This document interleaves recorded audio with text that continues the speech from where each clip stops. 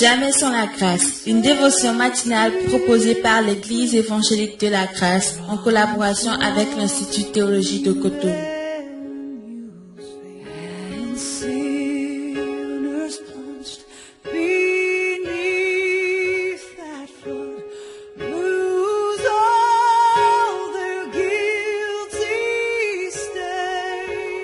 Bonjour chers amis, chers internautes, nouvelle journée, nouvelle provision, nouvelle semaine également, mais pourtant Dieu restait le même.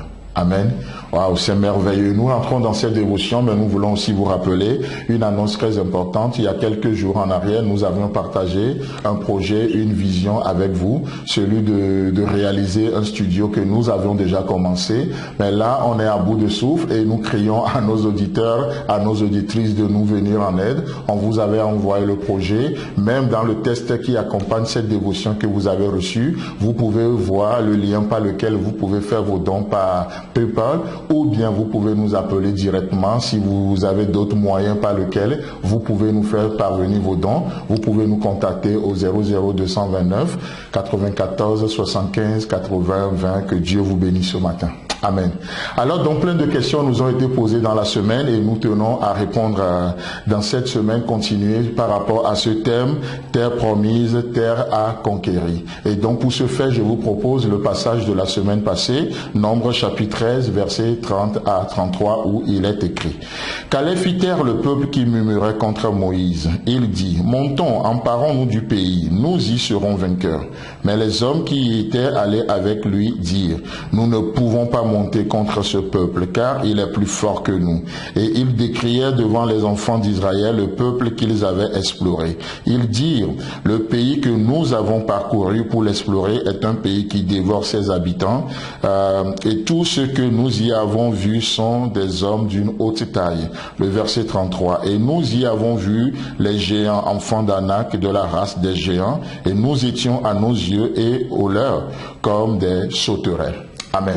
Alors donc, comme on le disait le vendredi passé, par rapport à ce passage, nous voyons deux camps, le camp des vainqueurs et malheureusement le camp des sauterelles. Les vainqueurs pensent qu'on peut y arriver, les sauterelles pensent qu'on ne peut pas y arriver. Et laissez-moi vous dire une chose, ceux qui pensent qu'on ne peut pas y arriver doivent laisser la place à ceux qui sont en train de l'essayer.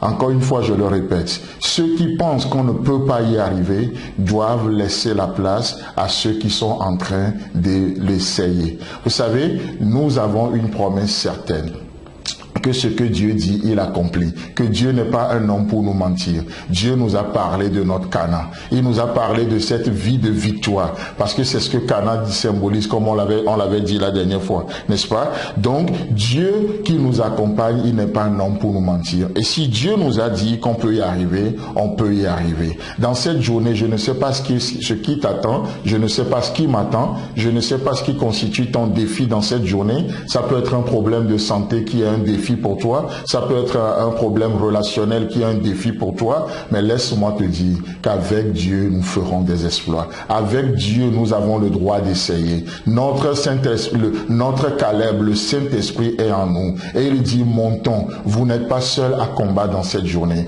Vous n'êtes pas seul à avancer dans cette journée. Le Paraclétos, le Saint-Esprit, il est à nos côtés. Il nous dirige, il nous affermit. Mais laissez-moi vous dire que notre véritable ennemi, souvent ce n'est pas l'échec, mais notre véritable ennemi, c'est la peur qui nous empêche d'essayer. N'aie pas peur d'essayer. Peut-être Dieu te dit: va demander pardon à telle personne. Tu dis: mais et s'il refuse de me pardonner? N'aie pas peur d'essayer ce que le Saint-Esprit est en train d'initier. Dieu dit: prends le tort sur toi dans telle situation. Oui, mais et s'il répète encore le problème? N'aie pas peur d'essayer ce que le Saint-Esprit est en train d'initier en toi. Notre plus grand ennemi, ce n'est pas l'échec, mais c'est la peur qui t'empêche d'essayer. C'est la peur qui t'empêche de poser un pas de foi.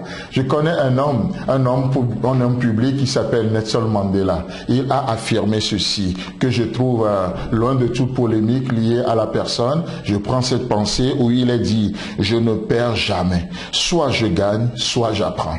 Et ça, je trouve cette pensée importante pour nous dans cette journée. Et c'est ce que Caleb nous montre ici. On n'a rien à perdre avec Dieu. La seule chose que nous pouvons perdre en marchant avec Dieu, ce sont nos illusions. Ce sont nos illusions. Et c'est une bonne perte d'ailleurs. Vous savez, un chrétien ne perd jamais. Soit il gagne, soit il apprend. Il découvre. Et cette journée, c'est une journée de victoire. C'est une journée de foi. Amen. Et donc, concernant les Juifs dans l'Épître aux Hébreux, qu'est-ce qu'il est dit? Que la parole qu'ils ont entendue ne leur a servi de rien. Vous savez pourquoi? Parce qu'ils n'ont pas mélangé la foi avec ce qu'ils ont entendu. Chers amis, chers internautes, que Dieu vous bénisse dans cette journée. Montons, emparons-nous du pays, nous y serons vainqueurs. Vous y serez vainqueurs. On mélange la foi avec cette parole et on se lève par la foi et le Dieu de paix nous fera triompher au nom puissant de Jésus.